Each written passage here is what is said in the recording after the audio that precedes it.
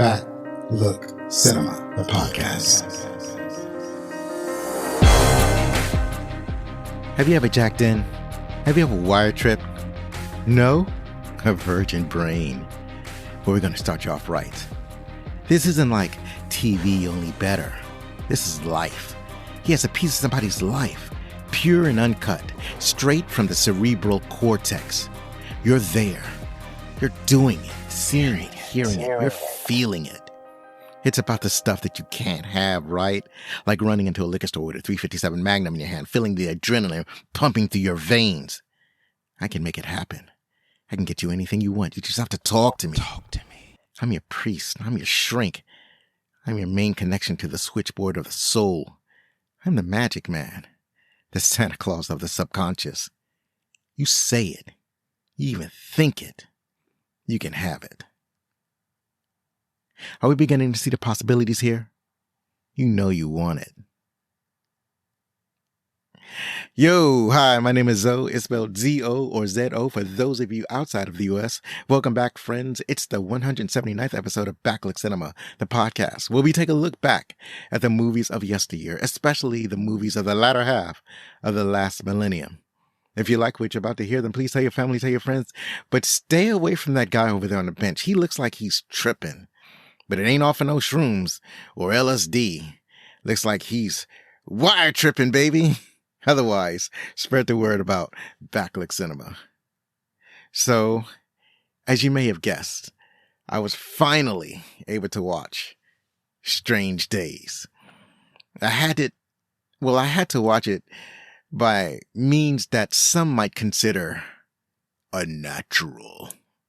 It's a technique that can't be learned from a Jedi, but I'll leave a link below or in the comments or wherever you leave links in the notes section. Now, I don't think I've seen this since I first seen this in theaters way back in 95. I may have seen it one other time, watching it on DVD or Blu-ray. But when I first saw it, I was immediately enamored by it. I was captivated by it. I love the world building, the imagery, and I don't know if it was this film. Maybe, I'm pretty sure it was this film that made me fall in love with Angela Bassett. I just loved her character so much in this film. And, wow, I just remember how impactful, even when I saw the trailer for it. The trailer is what I was reciting earlier when I opened the podcast with, and that was basically dialogue from the trailer. Not the main trailer, what do you call that? The teaser trailer is where that's from. And when I saw the teaser trailer, I was intrigued to the max. I was like, oh, what is this? And I need to check this out. And when I saw it in theaters, I was blown away. And it was right around the time of the millennium. And this movie was like a couple of years before the actual millennium. And so it was trying to captivate that feeling, but it was in a slightly different future, a slightly more troublesome, violent future, and a near police state type of future. And it was such a interesting vision to have a look at. So let's move over to the opening credits of Strange Days. Lenny Nero fashions himself as the magic man, the man who can make your strangest wishes come true. He deals in illegal hardware that allows users to experience a snippet of life from other people. This hardware allows users to not only see, but feel, taste, and smell all of the recorded experiences of the other person. A bank robbery, a sex party. Lenny can bring you these experiences recorded on Sony mini discs. That's Lenny's brand of magic. Lenny, being in this illicit world, gets caught up in a trail of dead bodies that involves a charismatic celebrity, crooked cops, and a madman using the high-tech hardware to record his grisly murders. All of this in the backdrop of a Los Angeles on the edge of rioting and a militant police presence at the end of the millennium. It's time to party like it's 1999. Strange Days was released September 25th, 1998. Produced by FGM Entertainment and United Artists. It grossed over $41 million in the US and Canada on a reported budget of $55 million. And that is a shame because I actually thought that this movie did so much better at the box office, and apparently it did not. And it's such a fantastic movie. I don't understand what happened here. But if you adjust it for inflation, it would mean that it grossed $80 million if it had been released today, and the budget would have been $107 million. So that's not good at all. And it's interesting because there have been a conversation about a movie that's out now as I'm recording this. I actually finally got a chance to see Sinners, and Variety had put an article out about how Senators is like, it looked like it probably wasn't going to be a profitable movie, and it received a sort of backlash because of the way they presented the headlines and how it was like a little bit of clickbaity, and there was a response from Ben Stiller. It was a whole hullabaloo about it. But I recently saw a report that right now as I'm recording this show, Sinners is in its second week, and apparently it's only suffered a 6% drop, where most movies would drop 50% in revenue.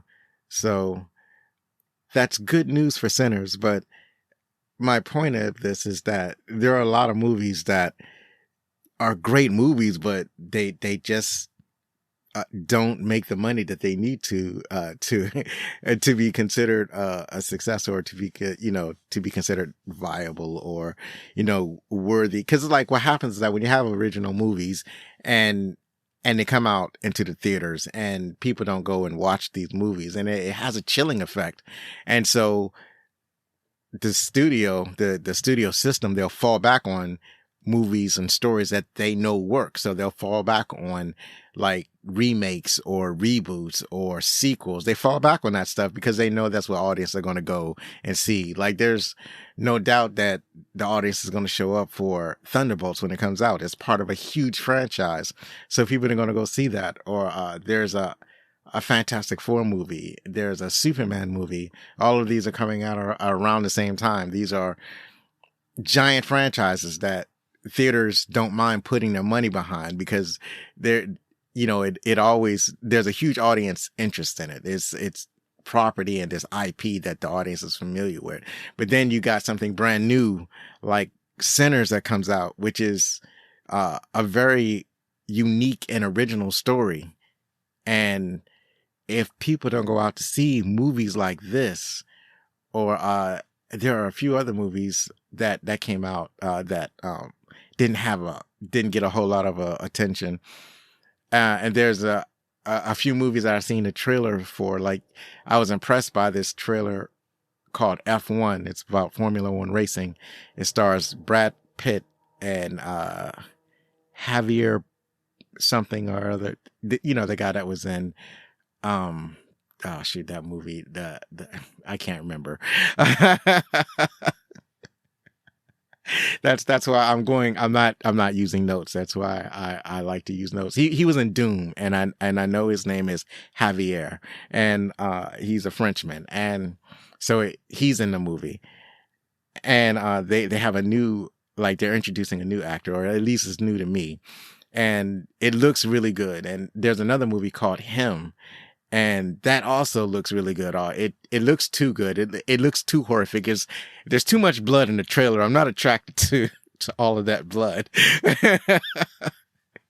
It's a horror movie that's coming out later on, and we as an audience, we got to go and we got to watch these movies if we want to see original movies. If you really are tired of sequels and remakes, then you got to go and support these original movies that are out here. They're really good. So.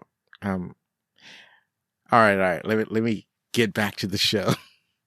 Strange Days had a huge and impressive cast, starting off with Ray Fiennes. He played Lenny Nero, and you can also see him in The Constant Gardener. The Grand Budapest Hotel, Schindler's List, Conclave, that's out right now and people are currently raving about it. And an upcoming movie that he will be in is 28 Days Later. And so I've always liked Ralph Fiennes. He was, Ray Fiennes. It's like I see his name is spelled Ralph, but it's pronounced Ray.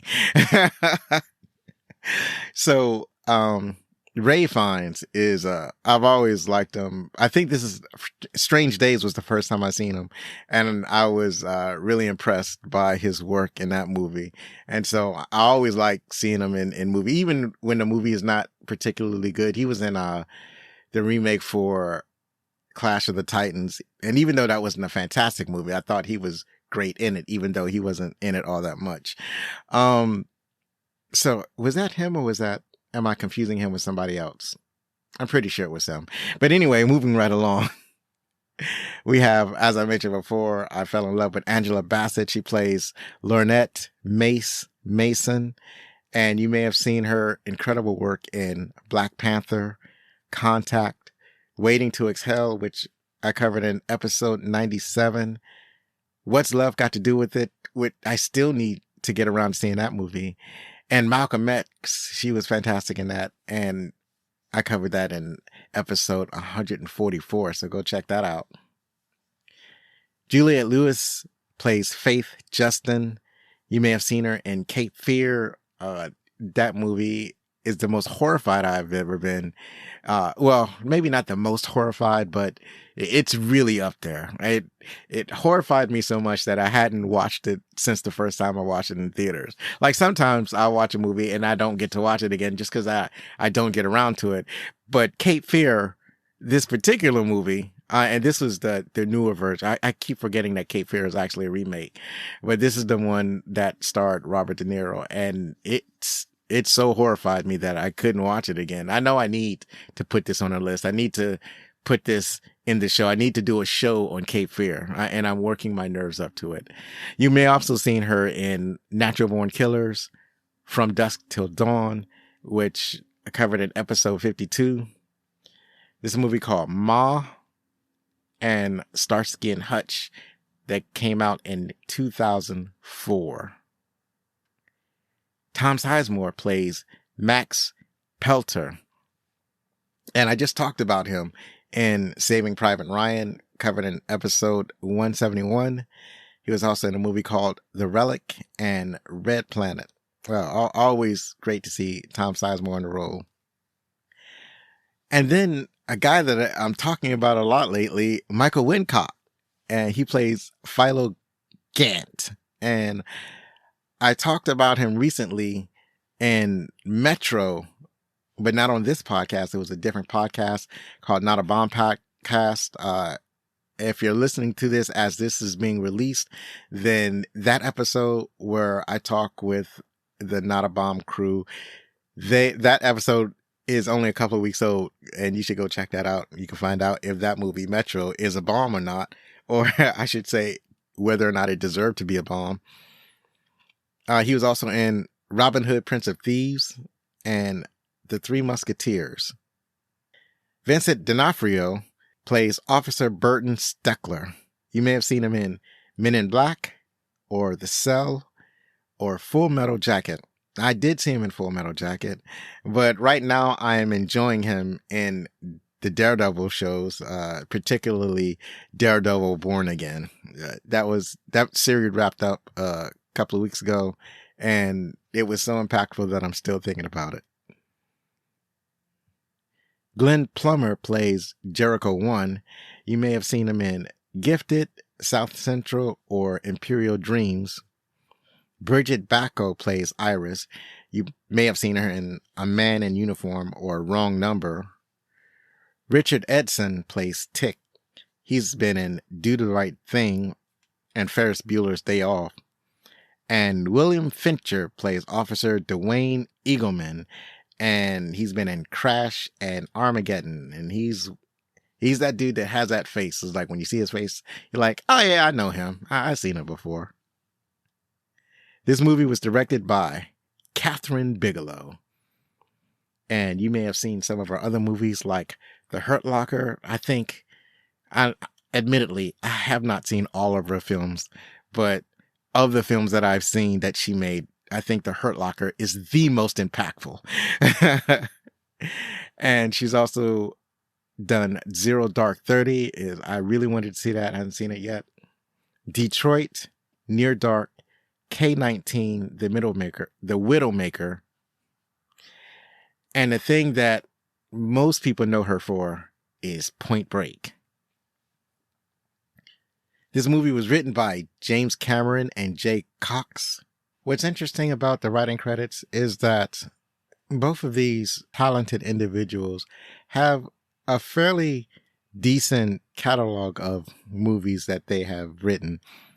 So, for example, James Cameron has written Avatar, Aliens, Terminator 2, Judgment Day, Alita, Battle Angel, Titanic, and True Lies. And Cox has written Silence, Gangs of New York, A Complete Unknown, a recent movie that just came out that I hear is fantastic, and Age of Innocence, another renowned movie. What's interesting is that even though Cox has not written that many films, actually, neither of these guys have written like a whole bunch of movies. What's interesting is that a lot of times when there are multiple writers, you'll get one writer that's written a boatload of movies and then another writer that's hardly written anything, right? They may have written a lot of times that one movie is the one movie that they're known for, the one thing that they've written. And they don't have like a huge resume of movies, but these guys, it's pretty decent. It's pretty decent. The music is by Graham Revel. Hopefully I'm pronouncing that name right. You may have seen or heard his work in The Crow, The Saint, Daredevil from 2003, Riddick, and Pineapple Express. So that's it for the opening credits. And once again, please check out my shop at backlinkcinema.com. And I'm still going to mention Bazaar de Alonso, even though it's not out yet. And also, I have an upcoming appearance on Movie Lovers Unite where I talk about a movie called The Warriors. And I've had to keep pushing back the date. Is like he hasn't promoted the show yet, but I know I've mentioned it on a previous episode, and I can't wait to get with John DiGregorio and we can record that show. I'm excited to talk about that movie. I haven't even watched it yet. I'm excited to watch it, and I'm excited to talk about it. It's always great being on Movie Lovers Unite. So that's it for the announcements, and now we're going to talk about our favorite parts.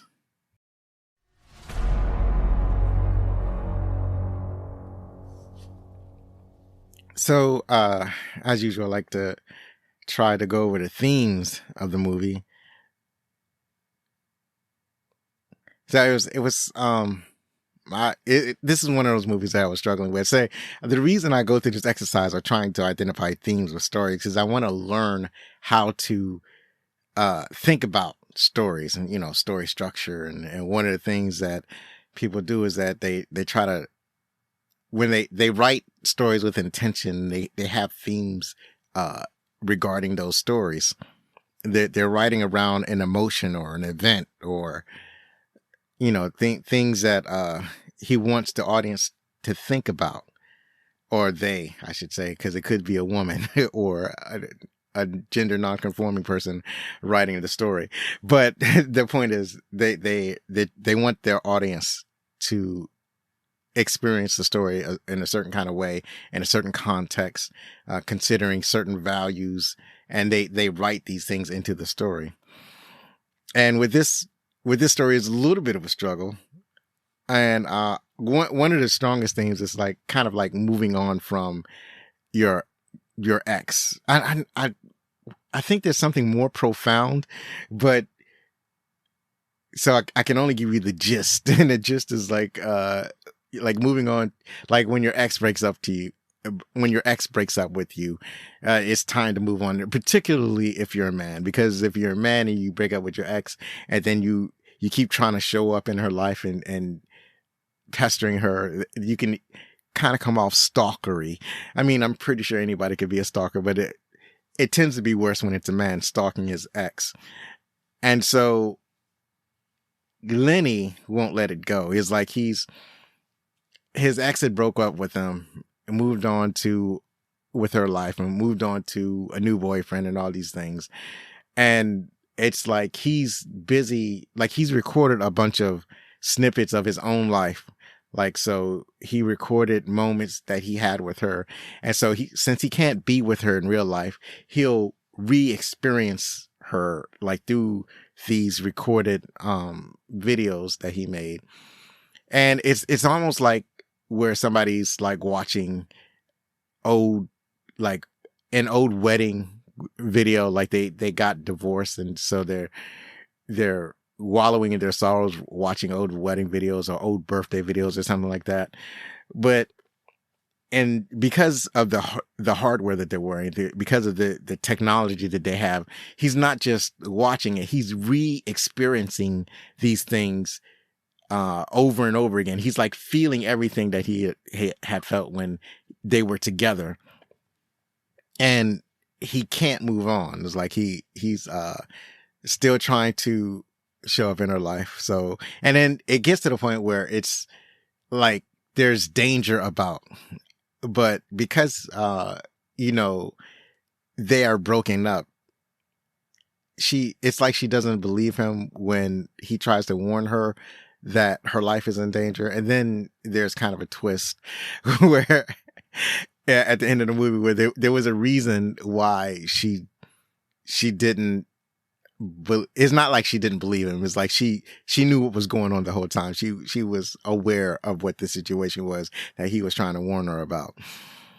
And another way of looking at it is like she was trying to beg him off. She was trying to keep him away from the situation so that he wouldn't get hurt. That's a part of that is there. But the gist of what I'm trying to say is that Lenny does not want to move on.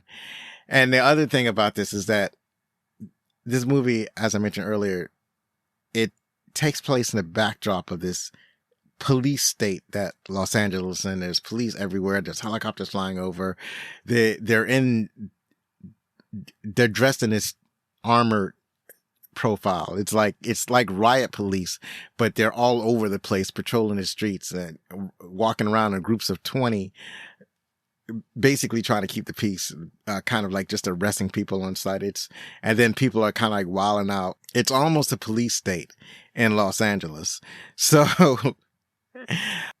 and a lot of that is, there is an inspiration taken from the Rodney King beatings. You may have known that James Cameron, while he was filming Terminator 2 Judgment Day, there is a bar scene where the Terminator, Arnold Schwarzenegger, is going into the bar and he's confronting these bikers. It's a biker bar. So he's confronting these bikers and about taking their clothes and everything, doing his Terminator stick. And like right across the street, Rodney King was being beaten, like at that moment, right? They're filming like nearby, Rodney King is being beaten within an inch of his life by the cops. And so James Cameron finds out about this, and like that had happened. That, like, I don't think he knew at the moment that he was filming it that was happening, but I think later on he found out. And then all of the civil unrest that had occurred in Los Angeles, he was really inspired by that. And that was one of the things where he started writing this movie based on that experience. So that unrest in Los Angeles is written into this movie. When I think about some of my favorite parts of this movie, I want to talk about like some of the bigger things, the sweeping things about this movie that I was so impressed with. Because for me, it's more about like the overall story, the overall visuals that I enjoyed about the movie, and not necessarily any particular scenes, but there are a couple. It's kind of mixed in here, but like, for example, I really enjoy the world building in this movie. So this movie, it takes place in 1999 and the movie was released in 1995. I think I made a mistake earlier in the recording. So I think I said that it was released September 25th, 1998. That's not correct. It was actually released October 13th, 1995. So it's not a world that's all that much different from our own. It's sometime between 1995 and 1999, this new technology develops, and the movie is centered around this technology. And I love how they kind of built that up, and it's like they created this whole subculture regarding this tech. So what is it? What it is that it's this. The first part of the tech is the recording unit. So it's called the SQUID, and that stands for, it's a acronym, SQUID. It stands for the Superconductive Quantum Interference Device.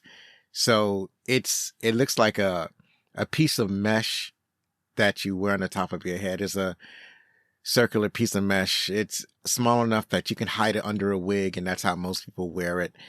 And the device basically reads your brain. It reads and records your brain. And that's one part of the other part of the device is that you have a recording box. So it gets the memories and stuff from your brain, and then it wirelessly sends the images and feelings and essentially what your experience, it sends to the box. And you have to have the box nearby so that the recording will work. So originally this technology was developed for police so that they can go undercover and, find criminals. So instead of wearing a wire, like, a tape recorder taped to the police officer or something bulky like that, they would have this recording device. And I don't know how they expected to get away with it, because the actual recording, the box that actually records the memories and stuff is pretty big. So I don't know how they would get away with, they can be like, it's because the unit that you wear on your head, the SQUID unit, transmits the data wirelessly. You can be a certain amount of distance away, but you can't be too far away in order for the recording to work. So I think that they don't go into too much detail, but I think in the testing phases, they were, they realized that they had the potential to cause brain damage. So they decided to make it illegal, and they didn't go through with it. They don't over explain it that much. They basically suggest that this is something that the police were going to use. And that's one of the dangers. That's why it's illegal, because, you got something that the person recording isn't in danger, but the person who is experiencing the recording, who's doing the playback, that's the person who could be harmed by using the device. So once it's recorded on Sony mini discs. And I'll mention more about that in the trivia, but Sony had the mini disc that they were going to try to make a thing. And you can play it in a mini disc player that's modified to play back these memories. And so when you want to do playback, you put the SQUID on your head, and then you play back, the thing in the mini disc recorder, and you can experience the things that was previously recorded. But I loved all of that. That's why I'm over explaining it to you now, because this is it felt so unique to me. Cause it's basically, it's a version of VR. And I think that was another one of the themes that they talked about, is like the dangers of VR. I think, one of the critics had mentioned that, and I'll mention that when I talk about what the critics thought. But yeah, they talk about the dangers of, well, not necessarily the dangers, but how VR could change, society or whatever, because VR was supposed to be this big thing. It was like on the cusp in the 1990s, in the late 90s. And we're still dabbling with it. I remember I had, one of my Samsung phones. It was built with VR built in, and then you could get these, I think, I bought it as a promotion where I got like the goggles that went with with the phone.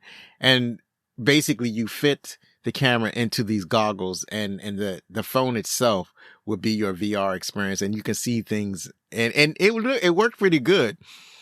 And it kind of looked like when you were watching a movie, it made you feel like you were kind of like in a theater. And they had some neat games that worked in VR. But the problem with the VR headsets that we have now is they're still dabbling with it. Like Sony has a VR headset. You have Meta and their VR headset. But the problem with the headsets is that they're kind of heavy, and being heavy, it's not pleasant. It's not a pleasant experience to be wearing those things. But in this movie, the devices that they wear in order to do VR is just like a net. Is like a hair mesh or a hair net, except it's a little bit. It's smaller than a hairnet and it's a little bit sturdier. It kind of looks like a plate-sized spider web that you put on top of your head, and it's super light, and it's super easy to wear. Like I mentioned, it's so small that you can put a wig on top of it, and that's how most people use it to record events.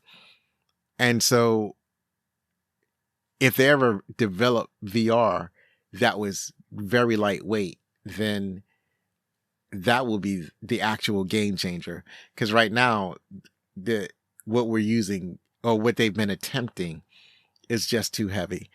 At least it's too heavy for me. I don't want to mess with it. Like when I play video games, I'm playing for hours, and I can't imagine wearing a headset for like hours and hours.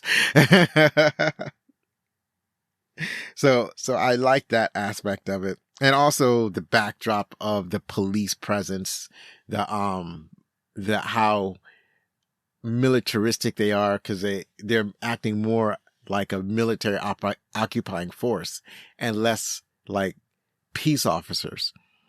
So you had that aspect of it. You had the criminal underworld element, because you had people that would, like Lenny would go out, and there are a couple of ways he would go about it. He would teach people how to record their experiences, and he would buy these experiences, these discs, right off of those people that he taught how to create, use the squid devices. Or he would go to a vendor like Tick, and Tick would sell him copies of the mini discs, and that Lenny could then go and find clients and sell to clients, because Tick's main deal was selling the discs to people who wanted to experience these memories. So he was basically a memory drug dealer. And so Tick was one of his suppliers. And then at the same time, he would hire people himself to make these videos, or to make these memories. So he's part of that underworld. Lenny is also a former cop that you'll later on find out in the movie. So he's a former cop. He got kicked off his force, also with his best friend, Max. Max, played by Tom Sizemore. Max is also a police officer, but got kicked off the force for different reasons. And now Max is working as security. Max, the job that Max is on now is that he's working security for Faith's current boyfriend. Faith is Lenny's ex-girlfriend, and Faith has moved on to Philo, played by Michael Wilcox. So Max is doing security for Philo, looking after Faith. So you've got all of that going on as part of the story. But mainly, part of the world building is Lenny's basically it's kind of the same if you were watching a movie about drug dealers, except Lenny is dealing with memories of of people doing like whatever, like robbery, a 12-year-old taking a shower, just a variety of different things. One of the other things is the part of the backdrop of the movie is that there's this very popular and charismatic celebrity named Jericho One. And Jericho One is like, he is telling the people not to put up with the police anymore or with the government anymore, and is basically telling them that they need to fight for their rights, and he's doing it through songs, and he's a very popular rapper. And my only thing about it is that, that they have some of the so-called rap music in the movie, and it's not good. And I just kind of wish that it was good. Like, they had gone through the work of hiring an actual rap artist, because this is in 1999 and rap artists were everywhere. I mean, not 1995 when the movie came out. So they probably worked on this movie in 1994. They could have found a professional to write some real music for this movie, or at least real rap music. Cause they had like some grunge rock music, and that sounded pretty good, but, and they had somebody write some original songs for that. But as far as the stuff that they wrote for Jericho One, it was not good. And I didn't like, that's the only thing that I didn't like about this movie. I didn't like that they didn't write any good rap music for this movie. And I think that's a really huge missed opportunity for the movie. But you have Jericho One. He's really popular. He gets murdered. But I'm not exactly sure what the timetable is. He is, because I don't know when people found out that he was killed. But the really important point is that they have evidence of who the murderers are, and the huge drive is to somebody has the evidence, and the huge drive is to stop this person who has the evidence from taking it to the uncorrupted authorities. But you don't find out until later on, because what happens is that, so there's a girl named Iris, and she's basically she's kind of on the run, and she's trying to get to Lenny, but she keeps kind of missing Lenny. And then she finally catches up to Lenny in the club. Like at one point she like just missed Lenny, but she sees Lenny's car, so she puts the mini disc in his car, and then she finds him later on, and then basically tells Lenny in so many words that she's in trouble, and then suggests that he check his car, because that's where she tossed the disc. And then she kind of disappears, and then later on she shows up dead, and then and Lenny can't find his car. Well, Lenny doesn't know that he's supposed to check his car. His car had gotten towed, and so he doesn't know that the evidence is in his car. And in the meantime, she's being chased by cops for some reason, and only later on do you find out why she's being chased. And these cops are corrupt. I don't know about the entire police force, but there are two particular cops that are chasing this girl like throughout the movie, and they're not good cops. They are the bad cops that that people like Public Enemy warned us about. So another thing that I really like is there's a particular scene that I like, and it's a scene that strongly illustrates the relationship between Lenny and Mace. So Mace is played by Angela Bassett, and I really like it when they're together on film, and what really like strengthens that it's kind of like a weird camaraderie that they have. So Mace she's like a driver and security expert. She's a driver / bodyguard. So she drives the limo around. And then Lenny had basically convinced her to give him a ride. And she has to go to a client. She picks up a client. And then when she picks up a client, Lenny is trying to sell the disc to the client. He's got some of these illegal discs he's trying to sell to the client.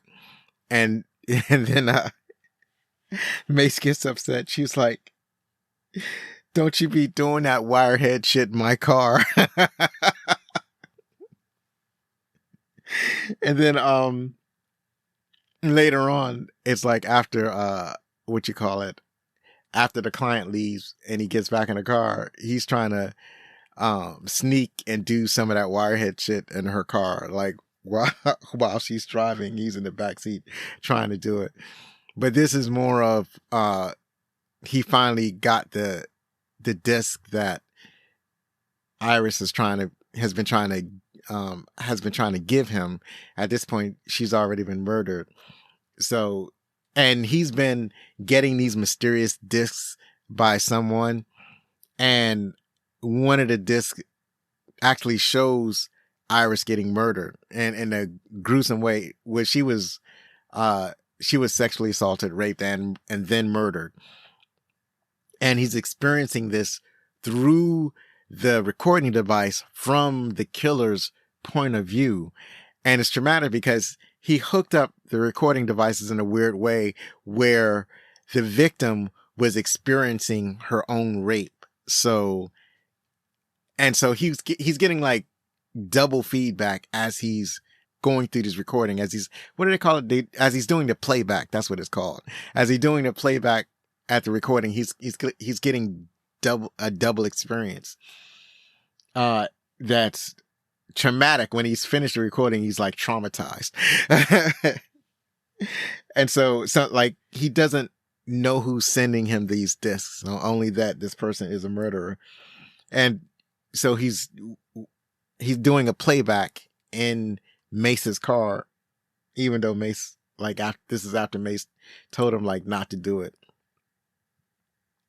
So and then over the course of like a few scenes later, there's a huge brawl, and Lenny is getting beat up, or is about to get beat up, and then Mace comes in to rescue, and then it's like the two of them take out. It's almost like a band gang. It's Faith's band members, and they get into a fight because it's like Lenny is always trying to see Faith. Faith has her boyfriend Philo keeps kicking Mace out.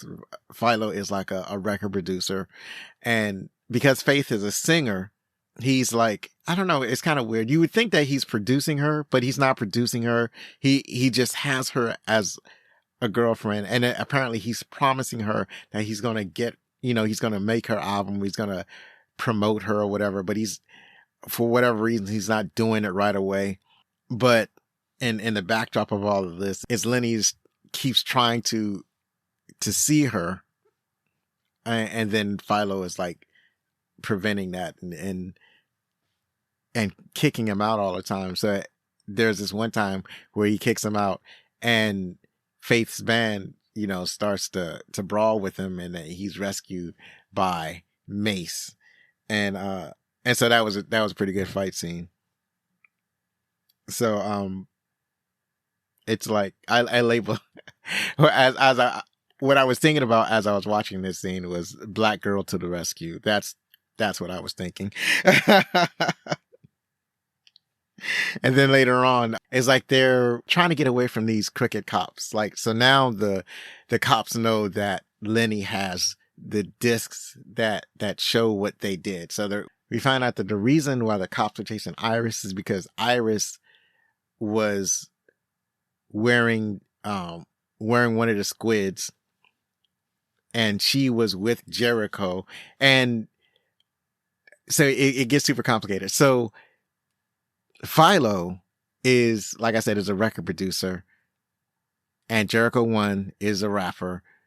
Jericho is Philo's artist. Jericho is making music for Philo, but Philo is paranoid because he wire trips all the time. He's wearing the squid device and doing playback a lot, so it's kind of messing up his brain. So it's kind of making him kind of paranoid. So now he wants to put his artists under surveillance.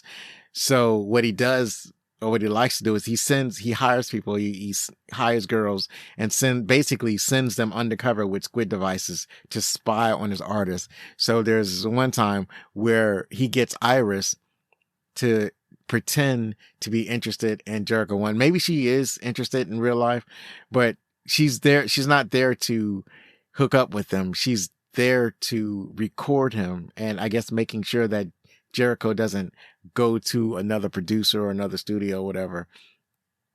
And so they're riding along in a car. It's Jericho, his buddy, and their dates, and Iris is one of the dates. And so they're riding along in the car. They get pulled over by police, and then the police, knowing that it's Jericho 1, they're like, and Jericho is being, resistant and belligerent because he's a wealthy entertainer and he's very popular. So he basically has a confidence that the police ain't going to do nothing to him because of the influence that he has. And the police, they decided that they're not going to let this black dude tell them what to do. So they murder him. They shoot him. And then, so obviously everybody else freaks out, and they start running, and the cops start shooting everybody. But Iris gets away, and they realize that she recorded the whole thing. She recorded the murder. So that's why they've been chasing her throughout the film. And that recording of them murdering Jericho 1 is what she put in, what she was trying to give to Lenny. And so that leads us to the police finding out that Lenny has this evidence. And so Lenny and Mace are trying to get away. Mace is driving, and I finally got, this is the thing that I remember from this movie the most, the thing that kind of sticks with me and is one of my favorite parts, where Mace is driving, she's trying to get away from the cops, and, her and Lenny are in the car. She's driving her limousine, and Mace is driving, and Lenny is worried, and he's like, we got to get away. And Mace says, "Don't worry, baby. This is what I do." And so that's one of my favorite parts. But they didn't get away. They didn't. The police caught up with them, and they couldn't get into the car, or they couldn't shoot the windows out because it was a bulletproof car. She is a security agent after all. She's a security agent / bodyguard. So they pour gasoline in the car and set her on fire. And then, because they were by the pier, Mace got the bright idea to drive the car into the water. And now all they have to do is escape the car.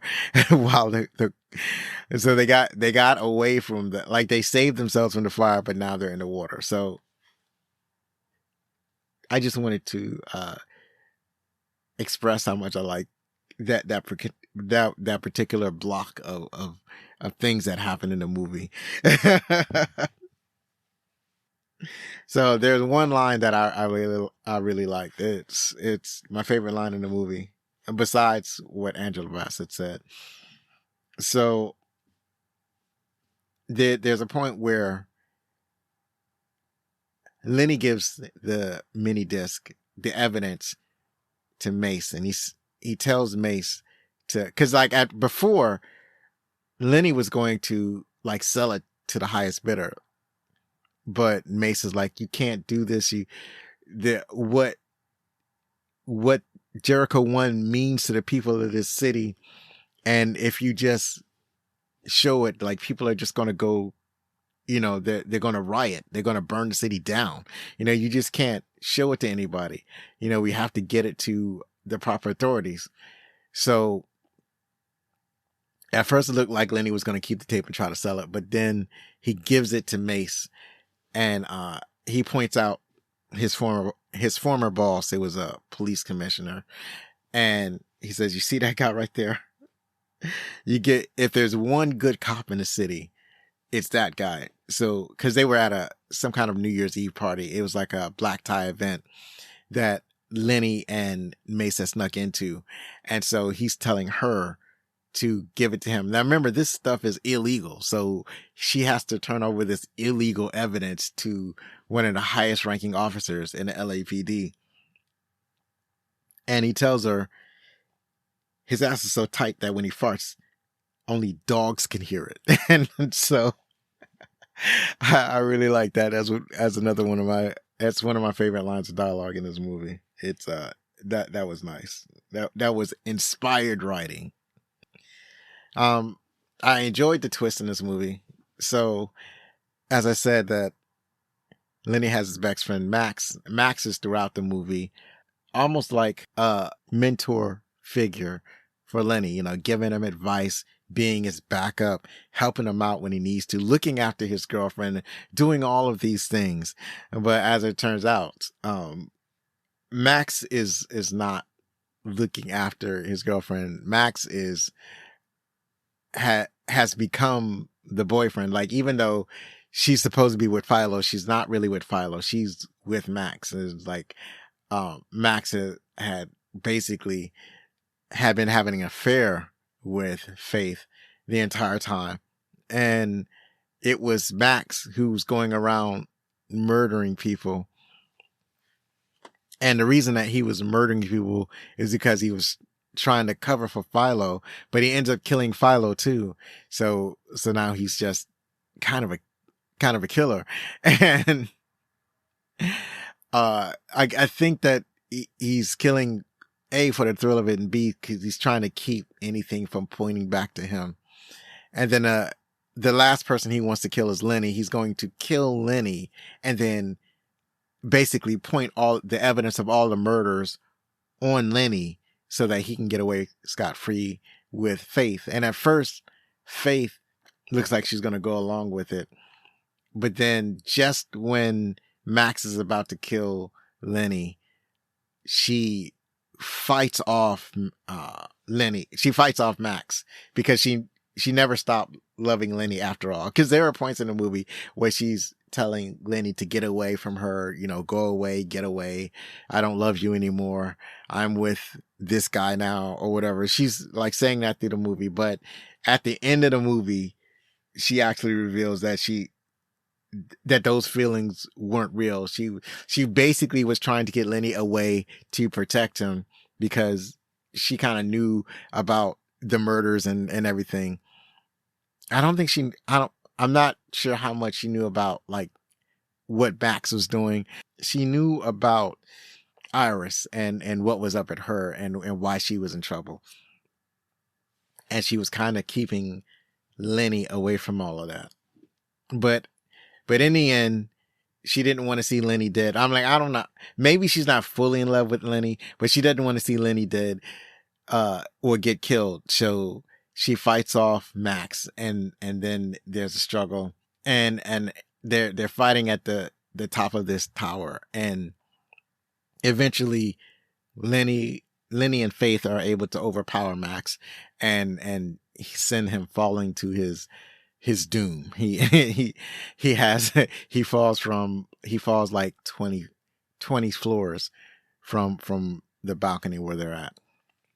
And in the meantime, while all this is happening, you had Mace. Mace is trying to get away from these police officers because, of course, he tries to give the evidence to the police chief or whatever he is, and of course it turns into a kerfuffle because it's illegal hardware, and he's not trying to he's not trying to do a playback. He's not trying to.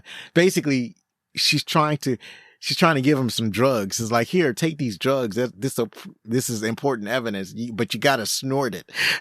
But it's not drugs. It's a tape that he has to play in his brain, and it's illegal. And his first instinct is to have her arrested. But then she gets away. But then the two cops, they catch up with her or they're chasing her, and they finally get a hold of her. But then what happened? I mean, there was a point where she kind of got her lick back, and she was beating up the cops. But then they was able to get her down, and they handcuffed her, and then they started beating her while she was handcuffed. But then the crowd was like, the streets are crowded. It's like there are people everywhere, and they see this happening, and the crowd don't like what they see, so they start attacking the police officers. And then there's a huge brawl between the public and the police officer, and then finally the police, that high ranking police official that Mace was trying to give the evidence to, he actually looked at the evidence, or he did the playback, and he found out what really happened. And so, he was supposed to arrest the two officers, but they end up getting killed. But I just liked how Mace was able to get her lick back. Mace, at least for a little bit, was able to fight off these police officers, and that looked good. So those are the moments that I really liked about this movie. I'm sorry that I kind of bounced around kind of erratically, but yeah, those are the things that I really liked about it. So those are my favorite part. What are your favorite parts? Why don't you leave a comment if you're watching on YouTube, or you can drop me a line at fanmail@backlookcinema.com. That's the email address, but I never liked it. It was like I had to give it a name, so that's the name I gave it. Maybe if you have a suggestion of what I could change it to, that would be cool.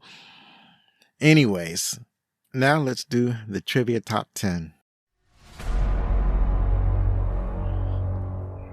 All right, so the trivia comes from IMDb. I got it all from IMDb this time, and it's a robust trivia section for Strange Days. So Juliette Lewis did all of her own vocals for the film for her character Faith's club performance. The music that Juliette Lewis sings in the film was written by and originally performed by PJ Harvey. So she sounds good. I didn't realize that was actually her singing, and it sounds pretty good. So yeah, that's pretty cool. Director Kathryn Bigelow found that no existing camera system could accomplish the shots necessary for the point of view sequences. So the research division of Lightstorm Entertainment, the company of writer-producer James Cameron, who was Bigelow's husband at the time, spent a full year designing and fabricating a special camera for the production, weighing only 8 pounds. Only 8 pounds. The 35mm camera literally fit in the palm of the hand and featured interchangeable lenses, remote follow focus, and video assist, necessary since the camera had no viewfinder. The camera was mounted on a Steadicam style portable rig, which gave the camera's stability and mobility similar to the human eye. So that's pretty cool. Now they have GoPro. I don't know if they would use GoPro footage as footage in a movie. Maybe they would, because when you think it's supposed to look different, but it's amazing that they were able to solve that problem. The party scene was an actual rave. It was promoted by Philip Blaine, and it was called Millennium. Aphex Twins, Lady Miss Keir, and Doc Martin, among others, were among the live performers.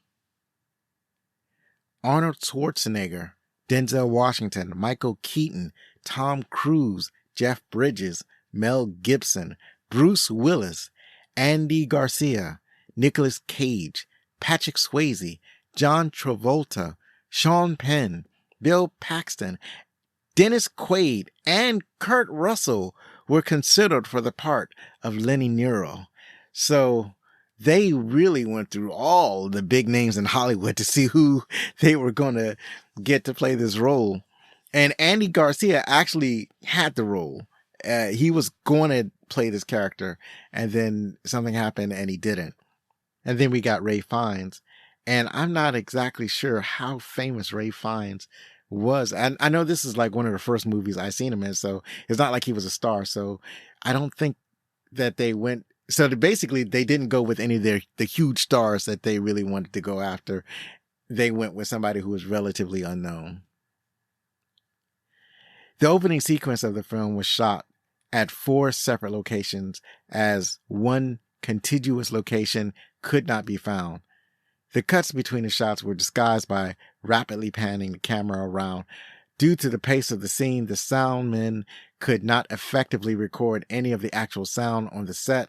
All of the sound and dialogue in the sequence had to be overdubbed during post-production, which is fascinating because it looks like one continuous shot. It doesn't look like it was pasted together by and shot in different locations. It looks, because the opening sequence is the bank robber, but the bank robbery is as a gang trying to, not a bank robbery.